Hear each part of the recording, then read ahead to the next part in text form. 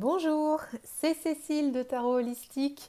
Je suis ravie de vous retrouver aujourd'hui pour le premier jour du printemps 2021. Donc bienvenue sous le signe de l'éclosion des nouveaux projets, voilà, de vos envies tarologiques ou autres. Je suis vraiment très contente de ce changement de saison. Dehors, il fait un temps magnifique. Le soleil est au rendez-vous. Et c'est ce moment précis que j'ai choisi pour vous présenter un jeu de tarot que j'ai reçu l'année dernière au moment de l'automne, que je ne vous avais pas encore présenté. Mais voilà, aujourd'hui, premier jour de printemps, je me suis dit que pourquoi pas le changement de saison pouvait s'y prêter. Il s'agit du Oak, Ash and Thorn Tarot. Le Oak, Ash and Thorn Tarot donc, a été créé par Stephanie Burrows et Adam Ohlers. C'est un jeu qui est basé, donc, comme vous le voyez ici, sur des animaux et vraiment un jeu très inspiré des éléments de la forêt, des animaux de la forêt. Et même si ce jeu a une inspiration automnale, vous allez le voir, on va pouvoir quand même s'en servir pour le printemps. Et je vous le recommande aussi donc, pour le prochain changement de saison, à savoir donc été-automne. Voilà. Donc, ah oui, je voulais vous présenter ma petite biche que j'ai mise pour l'occasion. C'est une bague en porcelaine de chez Nash. Je vous mettrai le lien sous la vidéo. Voilà, c'était un petit clin d'œil. Vous voyez, hop, je l'adore. Elle vous fait coucou. Alors, le Oak, Ash and Thorn Tarot, moi j'ai la première version. Il y a une deuxième version qui vient de sortir il y a quelques temps, donc début d'année, où la boîte, elle est entièrement comme ceci. Et dans la première version, on avait une boîte marron, comme ici, vous voyez, donc avec une espèce de seau qu'on a ici, voilà. Et elle est embossée avec le morceau de papier ici. Voilà, donc c'est une très très belle boîte. Donc vous voyez, il y a du relief dessus. C'est vraiment magnifique. Elle est un petit peu fragile, mais bon, en fait, ça va. J'avais eu du mal à l'ouvrir au début. Hop, voilà pour la boîte. Donc là, je vous présente le carnet que j'ai créé pour ce jeu. Sachant que ce jeu arrive sans livret, et je vais vous montrer ensuite comment ça se présente. On a des cartes. Je vais vous montrer maintenant en fait. Comme ça, je vais poser le carnet puis je vous montrerai comment je l'ai fait. Donc, ce jeu en fait, c'était un Kickstarter qui avait eu lieu non pas fin d'année, mais à la rentrée. Et je l'avais pas kickstarté, moi. Je l'avais pas pris au Kickstarter. J'avais fait la précommande sur le site de Three Trees Tarot. Et j'avais eu donc cette version Kickstarter, donc comme je vous disais tout à l'heure, qui est la première version du Oak, Ash and Thorn. Et voilà. Et donc pour les cartes, je vous les montre après. Mais à savoir que quand j'ai reçu le jeu, donc évidemment bien sûr on a le jeu et les cartes. On a donc une carte de remerciement ici. Donc thank you. On a le lien de Three Trees Tarot ici sur Instagram. Voilà, on a ici des cartes qui expliquent les arcanes majeurs et mineurs. Donc là, on a des as au roi. Donc par exemple ici pour les bâtons, pour les pentacles. Et de l'autre côté, la même chose pour les épées et pour les coupes. L'idée, c'est d'avoir des mots-clés pour vous aider à interpréter au mieux les cartes que vous allez tirer. On a la même chose pour les majeurs. Prendre dans le bon sens, donc du fou à la roue de fortune et puis de la justice au monde.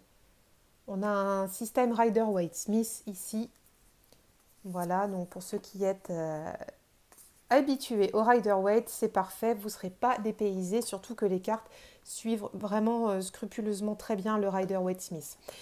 Donc quand j'ai reçu le jeu, il y avait une petite carte avec un petit lapin du 9 de pentacle ici. Et puis, on avait... Alors là, je vous montre un petit peu mon carnet, mais ça, c'est moi qui l'ai fait. Hein. Ça, ce carnet, c'est pas, ça n'arrivait pas avec le jeu.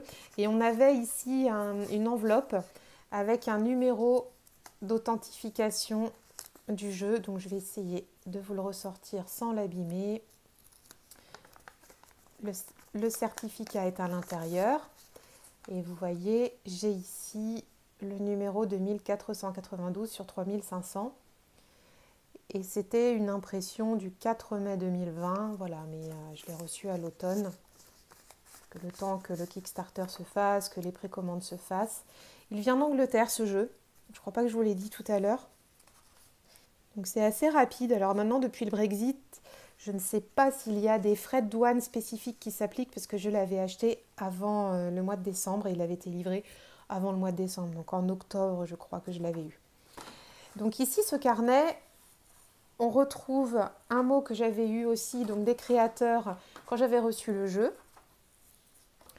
Et j'ai créé ce carnet à partir du livret qu'on peut télécharger quand on a acheté le jeu sur le site de Three Trees Tarot. Et ce que j'ai fait, c'est que j'ai fait des découpages. Donc j'ai repris un carnet un peu version craft pour que ça aille dans l'esprit du jeu, de la boîte. J'ai découpé les cartes des significations pour les mettre dans mon carnet. Donc j'ai juste fait des copier-coller classiques. Et je me suis laissée, hop, sur la fin ici, donc j'avais fait des essais de pages et je me suis laissée ici de quoi travailler avec mon jeu. Après avoir, voyez, remis quelques pages blanches et puis laissé la part belle aussi au livret que j'ai recréé dans ce carnet. Voilà. Donc voilà pour cette première étape. J'aime bien faire des carnets sur des jeux que je ressens un petit peu spéciaux et c'était le cas de celui-ci. Je ne le fais pas à chaque fois.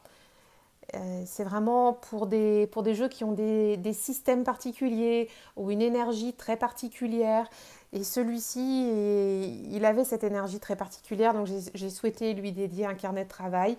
Pour l'instant, seulement le livret d'origine y est collé, mais il va y arriver très rapidement un travail plus particulier que je vais mener avec, même si vous allez le voir quand on va le parcourir, les cartes se lisent extrêmement facilement. Voilà, alors je vais mettre de côté la boîte et le carnet pour vous présenter les cartes. Donc, on a ici la carte qui se présente comme ça. Donc voilà le dos. Donc on est sur un fini un peu brillant, vous voyez. Et les cartes, elles sont d'une extrême bonne qualité. Je ne sais pas si vous entendez. C'est assez rigide, assez souple et avec les coins arrondis. Voilà. Je vais maintenant vous présenter le jeu. J'ai remis donc les cartes pour commencer des majeurs, ensuite on passe aux mineurs et puis vous verrez il y a 3 cartes surprises dans ce jeu. Alors on va commencer avec le fou et vous voyez il y a Bambi, coucou. Voilà. Alors à savoir que les arcanes majeures se déroulent toutes dans la nuit, sauf l'arcane du soleil qui se passe en journée. Mais le voyage du fou dans le tarot des majeurs, c'est pendant la nuit. Donc je vais vous montrer tout ça. Donc on a le fou ici, donc avec la petite biche, prêt à partir à l'aventure avec son sac, avec sa canne. Donc il n'y a que des animaux dans ce jeu. Par contre, vous voyez qu'ici on a quand même des objets humains. Donc ça permet de se projeter et de se mettre éventuellement à la place de l'animal.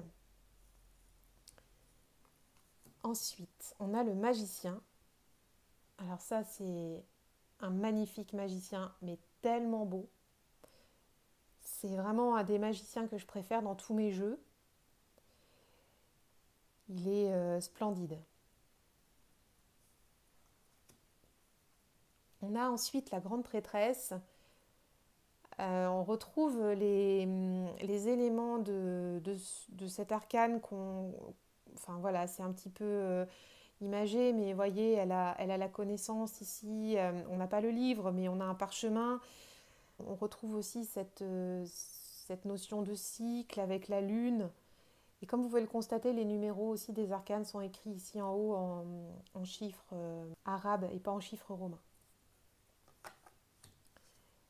L'impératrice qui a été représentée donc, avec sa famille. Donc là, on a bien la notion de fertilité. Elle est merveilleuse ici, cette impératrice avec son sceptre ici. Et on a aussi, je ne sais pas si vous voyez sur le tronc là, voilà, le signe de la femme. Vous voyez, dans un cœur? Oui, dans un cœur. L'empereur, voilà, donc majestueux. Vous voyez tous les détails là. Ici, on a une tête de bélier dans le bois. En fait, ce jeu, les dessins sont tellement riches qu'il ne faut pas hésiter à plonger vraiment dans chaque carte pour voir tous les détails, pour aider à l'interprétation. De prime abord, il est très très facile à comprendre, mais il y a vraiment des détails cachés dedans. Ensuite, on a le hiérophante. Et ça, c'est pareil, c'est un de mes hiérophantes préférés de tous mes jeux. Avec les clés, la serrure, le sceptre aussi, ici. Donc là, vous voyez, on est bien en automne dans ce jeu. Avec les feuilles qui sont orangées là. Ensuite, on a les amoureux. Voilà. Avec les papillons qui s'envolent, c'est très poétique. Le chariot. et j'aime tellement cet escargot et ces étoiles. Qu'est-ce qu'il est beau ce chariot. Il est moins tout feu tout flamme que certains qu'on peut voir dans d'autres jeux et que je vous ai déjà présentés ici sur cette chaîne. Mais il y a cette notion de s'envoler bientôt, de partir à l'aventure, j'aime beaucoup. Ils sont deux aussi, comme les deux chevaux du chariot. La force,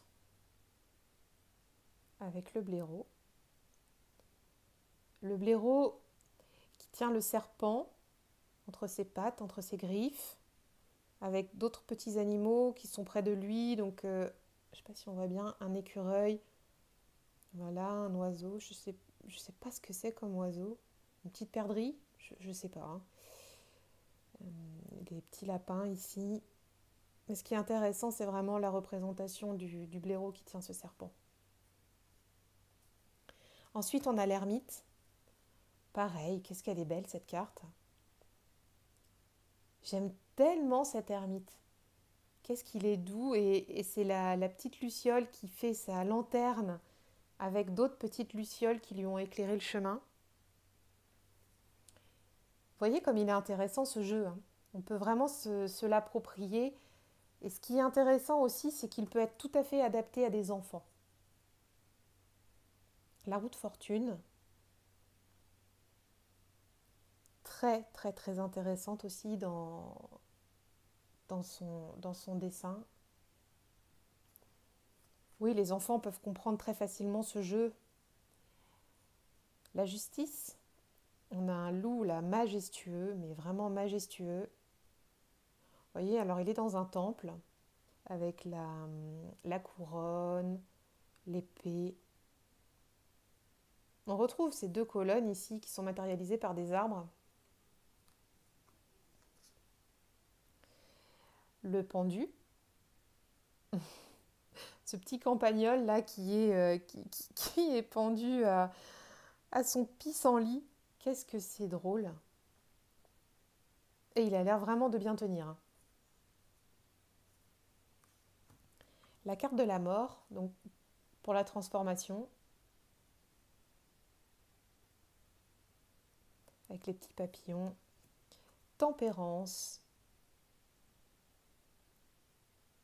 Ça, c'est très poétique aussi. Le diable.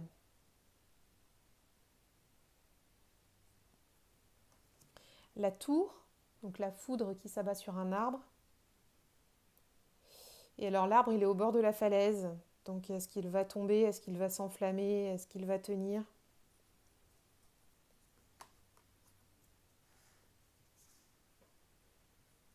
L'étoile. Alors celle-là, qu'est-ce qu'elle est belle aussi. Alors, on dirait des saumons. Moi, je pense que ce sont des saumons qui sont dans le cours d'eau et qui remontent le cours d'eau. Vous savez, quand ils sont en phase de reproduction, ils vont remonter le cours d'eau et en fait, ils vont aussi y aller parce que leur vie est en train de se terminer. Ils terminent leur cycle de vie une fois qu'ils ont remonté tout le cours d'eau et qu'ils se sont reproduits. Donc j'ai l'impression qu'on est dans cette thématique-là, que le saumon va remonter son cours d'eau, son chemin, et va suivre son étoile. La lune, magnifique lune, mais magnifique lune avec cet écureuil.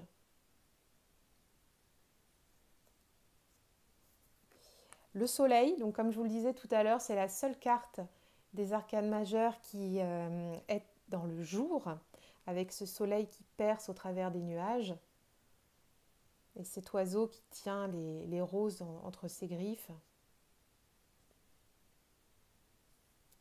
Le jugement. Alors ce jugement-là, il est mouvementé hein, dans ce jeu. Ça part un peu dans tous les sens. Il y a de l'effervescence là dans cette carte. Et le monde, avec la naissance du petit, la mère qui lui tient le monde justement au-dessus de lui. Extrêmement poétique aussi cette carte. On a terminé pour les arcanes majeures, je vais vous présenter maintenant les mineurs. Donc dans ce jeu, quand je l'ai reçu, les mineurs s'organisaient de façon suivante. On avait d'abord les coupes, ensuite les pentacles, ensuite les épées et ensuite les bâtons. Donc je vais refaire l'état et puis je vais vous les présenter comme ça à suivre. Chaque suite a son énergie, comme vous le savez certainement. Et alors dans ce jeu, c'est flagrant au niveau de la colorimétrie aussi. Vous allez voir ça. Hop. Donc là, je vous attrape. Voilà, ces cartes-là. Et on y va. Donc là, on est sur les As. On va commencer par la suite des coupes. Donc l'As de coupe. Voilà. Alors si je fais juste comme ça, vous allez voir l'énergie des coupes. Il y a une carte qui est dans la nuit, mais pour le reste, on est en journée. Voilà. Ça, c'est intéressant quand vous avez des jeux aussi, de faire ça, de les mettre en éventail ou de mettre les cartes devant vous pour voir au niveau de la colorimétrie ce qui se dégage des cartes.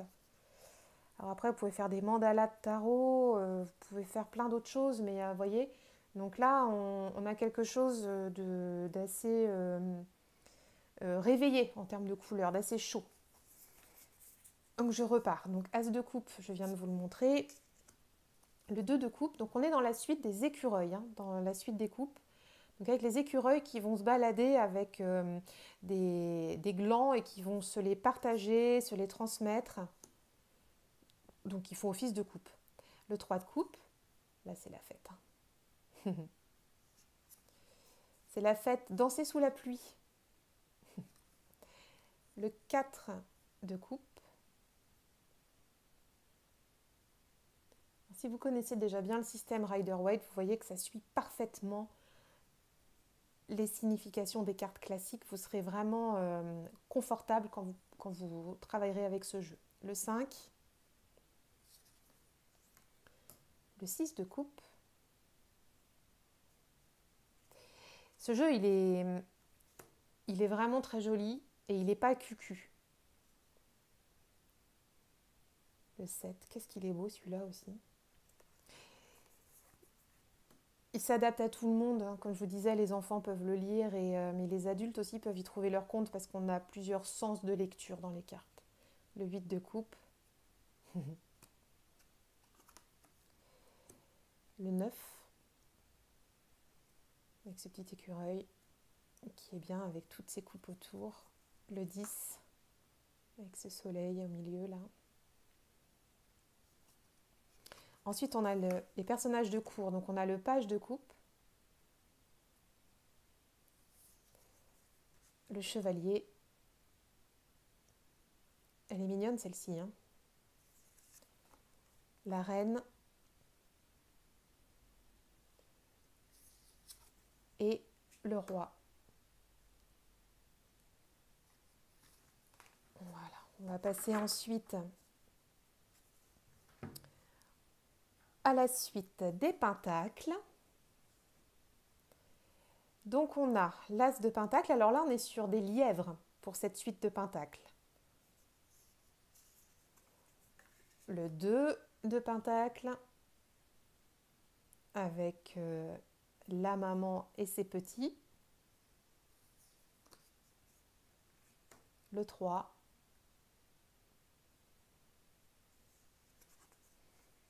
Celui-là, j'adore. J'adore, j'adore, j'adore. Ce pentacle-là majestueux entre ses deux grandes oreilles, il est... Vous voyez, en fait, la notion de stabilité qu'on retrouve souvent dans cette carte, on l'a très très bien ici. Il a à ses pieds les pentacles qu'il a déjà gagnés, et ici, il sait faire l'équilibre pour tout ce qui est matériel. J'adore cette carte-là. Le 5 de pentacle. Il est blessé, ce lièvre, regardez. Il a un pansement sur la patte.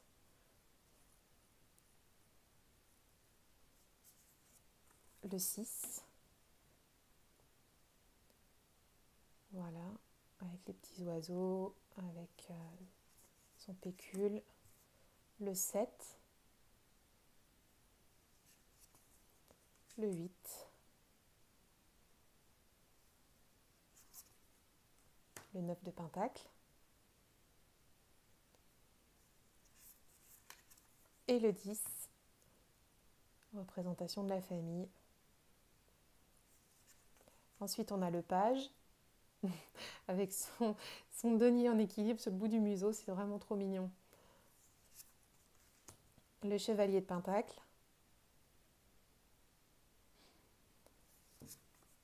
La reine. Et le roi. Voilà.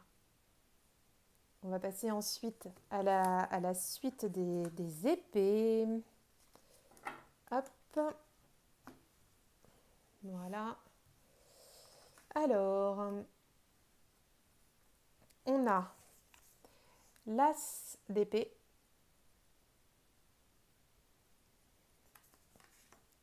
Le 2 d'épée. Magnifique, magnifique, magnifique, magnifique carte. J'en ai plusieurs que j'aime dans ce jeu, mais alors particulièrement celle-ci.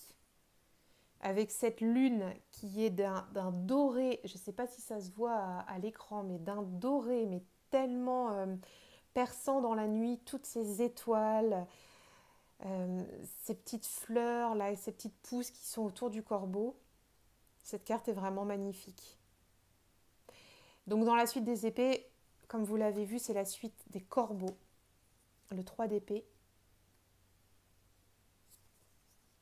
Le 4 d'épée. Je ne l'ai pas fait là sur la suite des épées, mais vous voyez la colorimétrie de la suite. On n'est pas du tout dans une colorimétrie là pour le coup trop solaire. On est plutôt dans des tons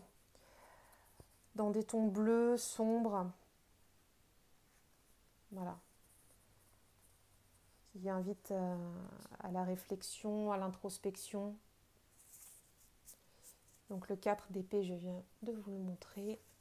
Le 5, avec ce corbeau qui nous tourne le dos, qui a replié ses ailes à l'intérieur. Et vous voyez, il y a quand même un cœur ici au milieu. Alors ensuite, on a quoi? Le 6 d'épée, avec ce soleil qui perce les nuages. Ce que j'aime dans cette carte, c'est que vous voyez cet oiseau là qui est au-dessus. On ne sait pas Enfin, moi je le vois comme ça, hein. On ne sait pas si c'est un oiseau vivant avec eux là dans la carte ou si c'est le souvenir d'un oiseau.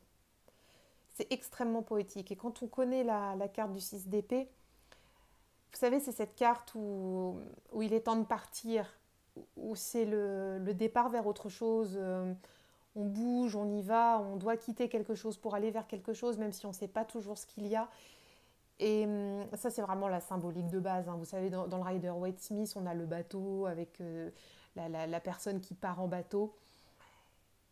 Et ici, le fait que cet oiseau soit un peu, comment vous dire, un peu en transparence là sur cette carte, on se demande si c'est le souvenir de quelqu'un ou si c'est une transformation. Ou... Il y a une symbolique là derrière qui est très touchante, je trouve. Et d'autant plus qu'il y a un petit oisillon ici. Et cette carte, bah, c'est la seule du 6 d'épée que j'ai vraiment vue comme ça dans des jeux. Je trouve qu'elle a une notion transgénérationnelle. Et elle me touche assez, à vrai dire. C'est pour ça que je m'arrête un petit peu pour vous en parler. Le 7 d'épée. Voilà, le 8. Alors, je ne sais pas si vous voyez bien en fait à l'écran, parce que j'ai l'impression que la luminosité de la pièce a changé. J'ai pas mis de lumière électrique. Le 9 d'épée.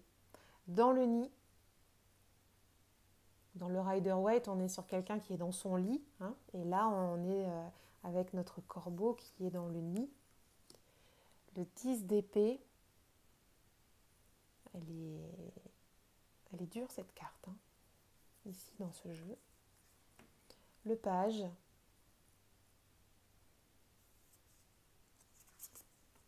Le chevalier. Il ne voit pas. Vous voyez, il a un casque sur les yeux. Mais il y va quand même. Il est quand même en vol. Et puis il tient quand même l'épée. Je ne sais pas si on voit, mais il y a vraiment des nuances de couleurs là dans la peinture. On a du bleu, du vert, c'est vraiment magnifique. Qu'est-ce que j'aime ce jeu, il est tellement bien réalisé. La reine d'épée.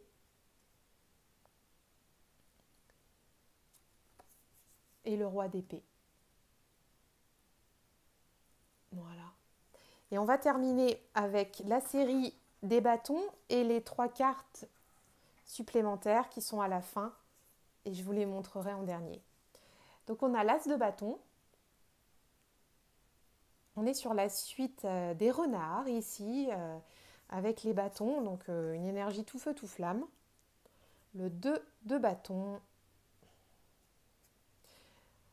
Voilà. Le 3. Elle est magnifique, hein, celle-ci aussi. Très très très très belle carte.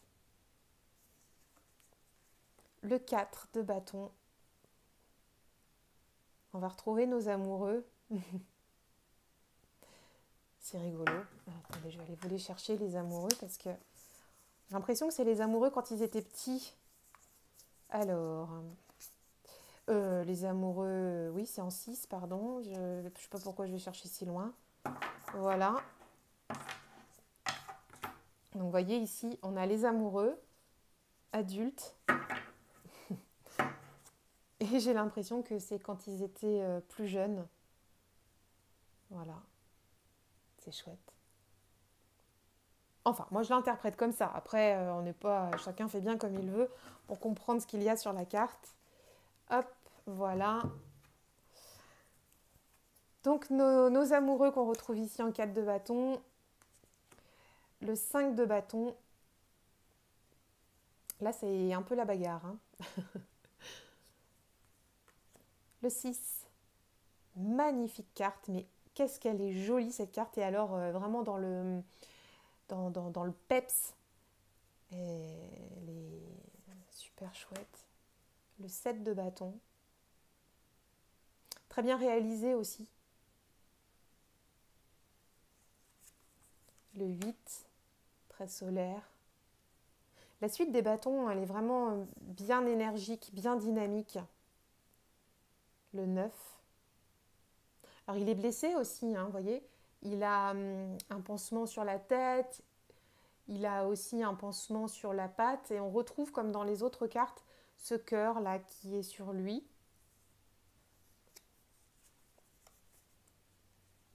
Le 10 de bâton. Voilà. Le page de bâton. Avec le cœur ici. C'est où est Charlie pour trouver le cœur. C'est chouette. Le chevalier de bâton. Il a des plumes comme un indien ici, vous voyez. C'est vraiment excellent.